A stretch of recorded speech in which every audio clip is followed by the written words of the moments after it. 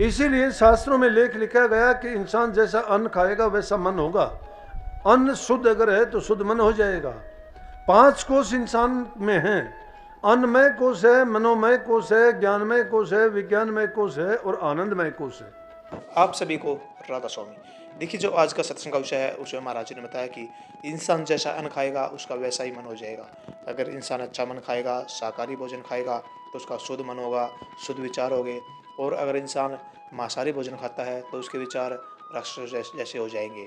और साथ ही महाराज ने बताया कि अगर हमें अपने परिवार में सुख शांति रखनी है या अपने जीवन में सुख शांति रखनी है तो हमें उसके लिए क्या कुछ करना चाहिए। तो महाराज जी ने और ये बातें सत्संग में बहुत प्यारी प्यारी बताई है। तो चलिए आपका कीमती समय लेते हुए सत्संग को शुरू करते हैं। कृपया सत्संग को पूरा सुनकर पुण्य भागीदार अवश्य बनिए। राधा स्वामी। ये उसे राजा चकवा बहन की कहानी ये साबित करके दिखाती है कि देखो, जो अपनी मेहनत से आदमी कमा के खाता है वो तो यूँ समझो कि उसमें इतने गुण होते हैं कि आदमी में जितनी भी बुराइयां हैं वो अपने आप निकल जाए। इसीलिए शास्त्रों में लेख लिखा गया कि इंसान जैसा अन्न खाएगा वैसा मन होगा। अन्न शुद्ध अगर है तो शुद्ध मन हो जाएगा। 5 कोष इंसान में हैं। अन्नमय कोष है, मनोमय कोष है, ज्ञानमय कोष है, विज्ञानमय कोष है और आनंदमय कोष है।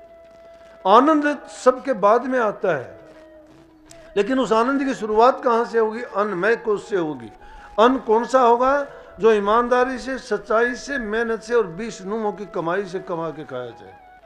जो 20 नुमों से कमा के खाता है उस अन्न में अपने आप शक्ति और ताकत होती है। जहाँ जिस हालात में हम हैं वहीं पर अगर अपने धर्म का पालन करते हैं तो ये सिद्धि शक्तियाँ जिनके लिए तुम डरते हो, दूसरों से मांगते फिरते हो, किसी के सामने जाके पैर पकड़ते हो, गिड़गिड़ाते हो, हाथ जोड़ते हो, वो शक्तियाँ आप में सब हैं। A man can do what a man has done. हर इंसान में इतनी शक्ति है, लेकिन भूले हुए हो आप अपनी शक्ति को। जिस प्रकार से हनुमान जी में शक्ति थी, खेल खेल में बचपन में उन्होंने सूर्य को अपने मुंह में ले लिया। मुश्किल से देवताओं ने कह सुन के उसको मना के सूर्य को बाहर निकलवाया। लेकिन जब माता सीता का पता करने का टाइम आया तो सब के सब इनकार करके कि 400 योजन का समुद्र लांग के कोई नहीं जा सकता। वहाँ हनुमान जी भी खड़े थे। हनुमान जी को कहने लगे, हनुमान जी आप में ये ताकत है, आप कर सकते हो। बोला मैं कैसे कर सकता हूँ? 400 योजन का समुद्र कोई बच्चों का खेल थोड़ा लांगना, कैसे उड़ के जाऊंगा? कहने लगे हनुमान जी आप में वो शक्ति है, आप भूले हुए हो, याद करो आपने बचपन में ये कर दिया था, आप में वो शक्ति है। अब और ये कहना था कि हनुमान जी कहने लगे अच्छा अगर मेरे अंदर वो शक्ति है तो मैं अभी जाता हूँ। और 400 योजन का समुद्र हनुमान जी ने बिना कहीं रुके पार करके माता सीता की शुद्ध लंका से लेके आए। इसी प्रकार से इंसान में भी वो शक्ति है, सब में है। क्यों कहते हो आत्मा सो परमात्मा? भूले हुए हो आप। जो गुण परमात्मा में हैं वो हमारी आत्मा में हैं। 84 लाख योनि में सबसे उत्तम चोला इंसान का है और इंसान में वो शक्तियां हैं सारी की सारी मौजूद, लेकिन जंग लगा हुआ है उन पे। मलवक्षे आवरण के पर्दे चढ़े हुए हैं, हम भूले हुए हैं, भ्रमों में पड़ गए, हम बाहरी वातावरण में हैं, हम अंदर की तरफ झांक के भी नहीं देखते। अंदर में जब जाएंगे अंदर में देखेंगे, कही है महापुरुषों ने 4 18 9 60 पढ़ खोया मूल सूरज सबद चिन्हे बिना जो पक्षी चंडूल। जो पक्षी चंडूल, चंडूल जानो सो? चंडूल एक पक्षी होता है, अफ्रीका के जंगलों में मिलता है। वो जैसी आवाज सुनता है वैसी आवाज निकाल देता है। तो महापुरुषों ने फरमाया 4 वेद 6 शास्त्र 18 पुराण, इनको अगर सबको तुम पढ़ के कंठस्थ कर लो, 4 18 9 60 पढ़ खोया मूल, कि इनको पढ़ने के बाद भी हमने मूल को खो दिया। मूल चीज क्या थी? कि सूरत शब्द चिन्हे बिना, सूरत शब्द को नहीं जाने। शब्द वो चीज है जो दुनिया को ताकत देती है, सूरत उसकी अंश रूह है, आत्मा है। शब्द परमात्म शक्ति है, सूरत उसकी आत्मा है।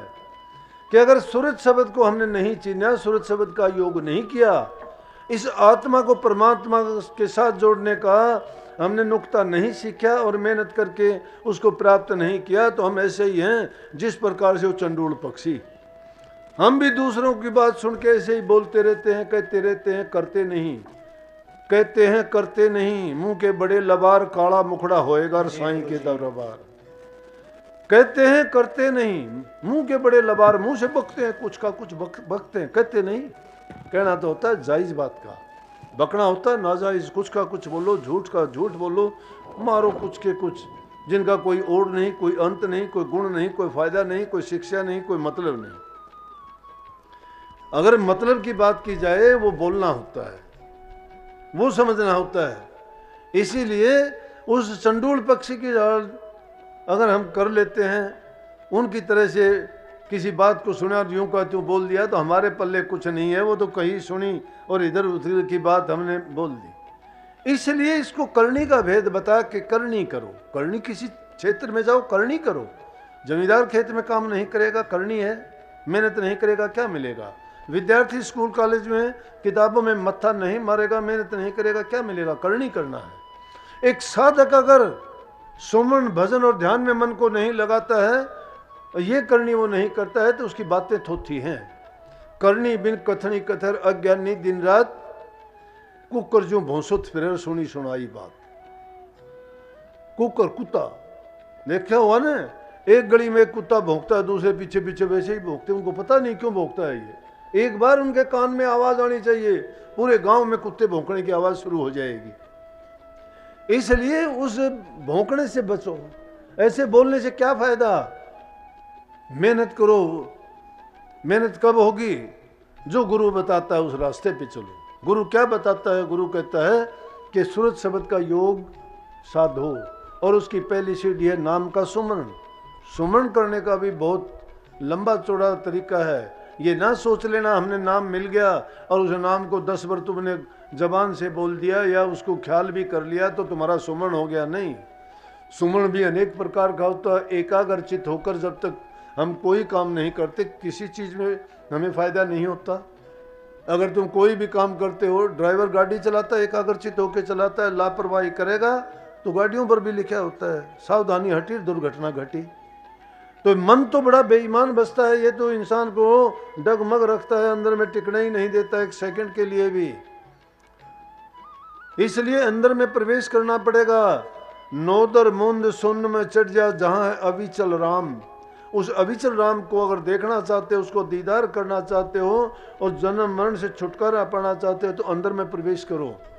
नोदर जो 9 दरवाजे बाहर की ओर खोलते हैं, उन दरवाजों को बंद करके 10वां गुप्त दरवाजा है जो इनसे उलट ऊपर की तरफ जाता है। ये बाहर खुलते हैं, उस शरीर के अंदर में जाता है। और सारे के सारे इसीलिए इंसान को कैसा पेड़ कहा है, उल्टा पेड़, जिसकी जड़ ऊपर की तरफ है, शाखाएं नीचे की ओर है। इस उल्टे पेड़ की चढ़ाई उस सूरत के रास्ते से करनी पड़ेगी। और वो जब तक पहला दर्जा है सुमन का, उसके बाद वैसे तो हम बता देते हैं कि तीनों चीज एक साथ कर सकते हैं, सुमन भी, भजन भी और ध्यान भी साथ चलेंगे तीनों। लेकिन अगर सुमन हमारा पक्का नहीं है तो ध्यान लग ही नहीं सकता। और सुमन करते हो तो ध्यान करते हुए सुमन करना पड़ेगा। जिसका ध्यान लगाते हो, जब किसी चीज में जिस भी चीज का ख्याल करोगे उसी में ध्यान लगाना पड़ेगा, जहां भी हो। तो इसीलिए मन लगा के कोई भी काम करने से उसमें एकाग्रता आती है और शक्ति है एकाग्रता में। जिस प्रकार से कछुआ अपने सारे पैरों और गर्दन को समेट के ऐसे हो जाता है जैसे कोई जीव नहीं, ये तो कोई पत्थर पड़ा है।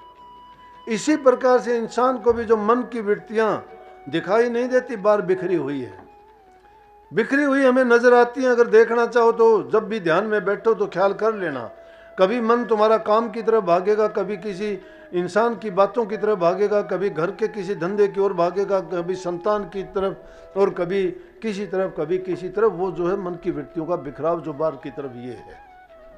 उसको रोकने का मतलब क्या, अगर एकाग्रचित्त तुम थोड़े समय के लिए भी हो जाओगे, वो आनंद तुम्हें पल भर के लिए भी अगर आ गया ना, फिर तुम्हें उस वास्तविकता का पता लगेगा कि वास्तव में ध्यान तो ये चीज है। और वो ध्यान लगना भी बड़ा कठिन, टाइम लगता है।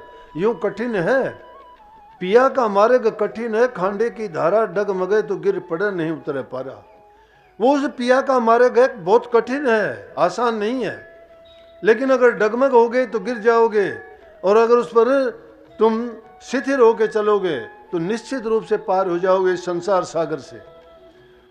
ऐसे आसान गृहस्थियों के लिए संतों ने इसको सुलभ, सरल और इतना आसान बना दिया कि हम सब काम करते हुए उसको कर सकते हैं।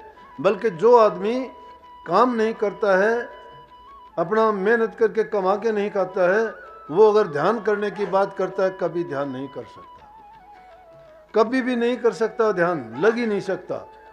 जो आदमी अपना काम खुद करते जाता है, दुनियादारी की भी जो जिम्मेवारियां पूरी निभाता है, वो पूर्णतः से नाम की कमाई भी कर लेगा। इसलिए ज़रूरी चीज़ हमारे लिए क्या है कि प्रभु की भक्ति, क्योंकि इंसान का चोला हमें ये और दूसरे जीवों की तरह से ऐसे ही घूमने फिरने के लिए, योनि को पूरा करने के लिए कर्म भोगते भोगते हम इस जगह पर मुश्किल से पहुँचे हैं।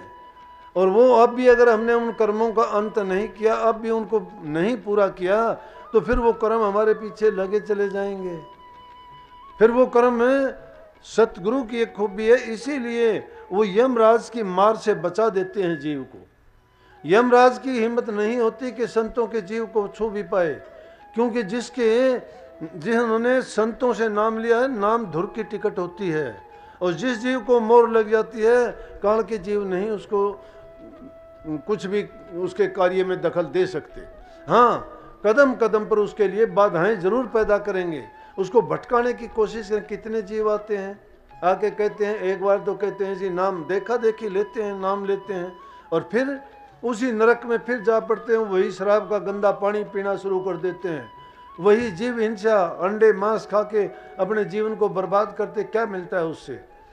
बुद्धि भ्रष्ट होती है, धन का खर्च होता है, परिवार उससे दुखी होता है, संतान उनकी बर्बाद होती है, उसके शरीर में रोग लग जाता है, सब नफरत की दृष्टि से देखते हैं, उसका ये जीवन भी दुखी। और जब संसार से जाता है तो उसे नरकों में बासे होते हैं।